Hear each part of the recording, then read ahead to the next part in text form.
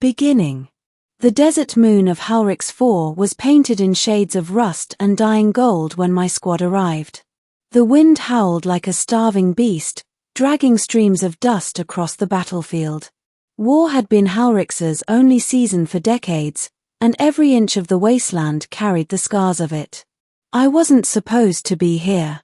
I was an analyst, someone who processed intercepted alien broadcasts, cracked old dialects, and dug through linguistic ruins.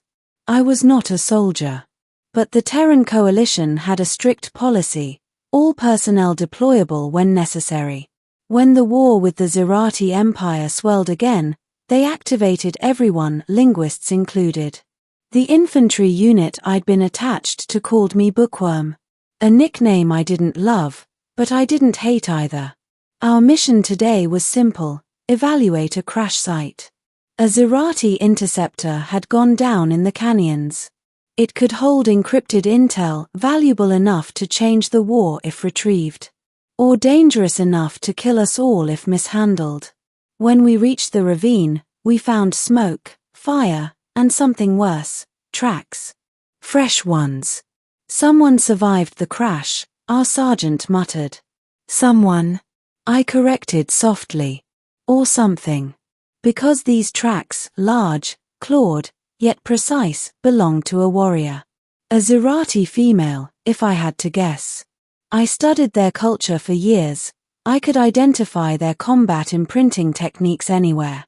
Every step had a rhythm, half calculated, half instinctual, fully lethal. We followed the trail into a canyon filled with eerie purple light, reflecting off minerals embedded in the walls. That's when I heard it. A metallic hiss. The unmistakable sound of a plasma blade igniting. Ambush, someone yelled. But the strike wasn't aimed at them. It was aimed at me. A figure dropped from the rocks above with impossible grace, armor patterned like obsidian scales, eyes burning like twin suns, blade humming inches from my throat. I froze. She didn't. The Zerati warrior pressed the glowing edge against my skin until I felt its heat sink into my bloodstream. Everyone around me raised their rifles. She didn't flinch. Her focus was locked on me alone. Her voice, low, volcanic, unmistakably feminine, filled the canyon. Human, you speak my name. My lips parted, trembling. I hadn't meant to say anything. But when I saw her crest symbols marked on her armor, crowned fangs surrounding a single spiral, I recognized it instantly. A forbidden name. A childhood title never recorded in any official directory. A secret known only to the deepest Zerati archives. I whispered again, barely audible. Cyrillith.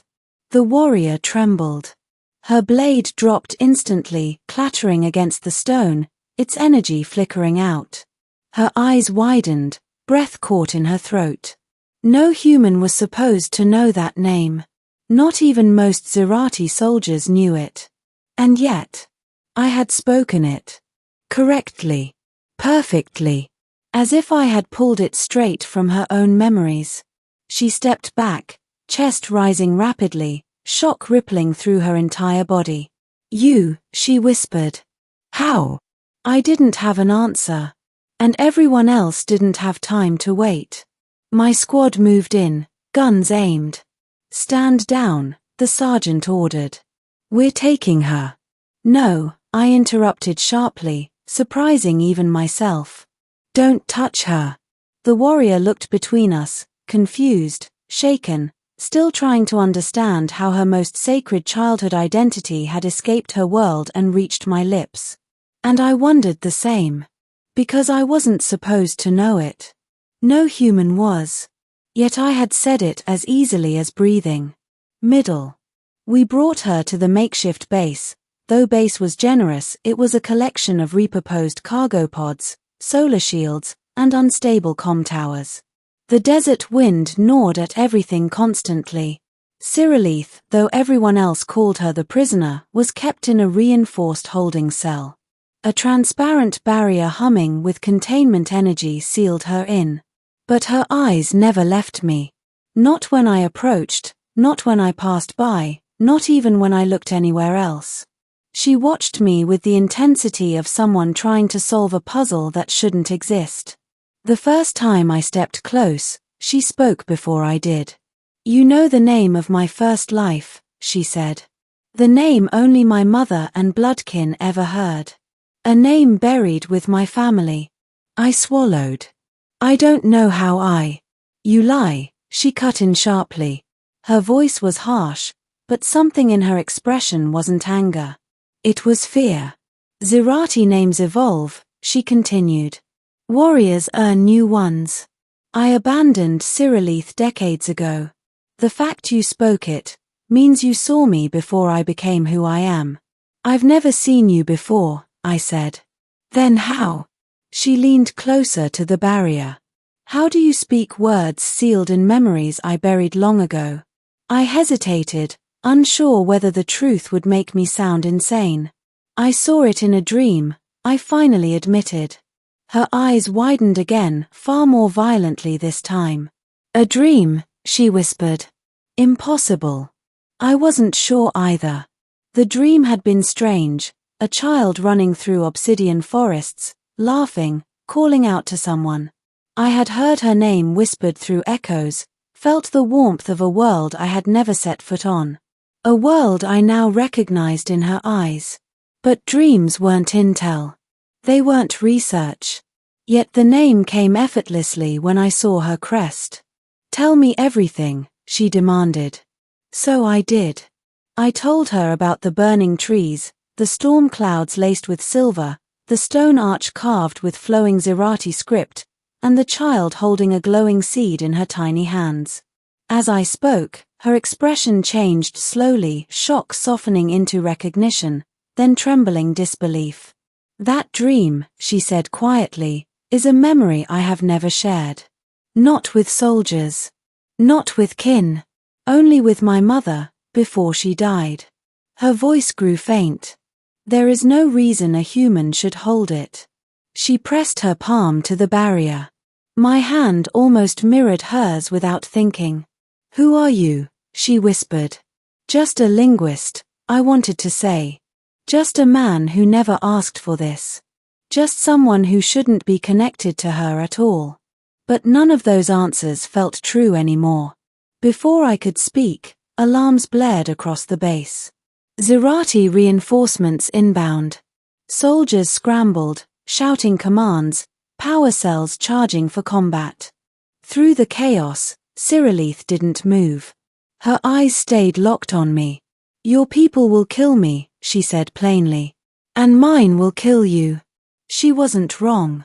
But in that moment, something inside me refused to let her die.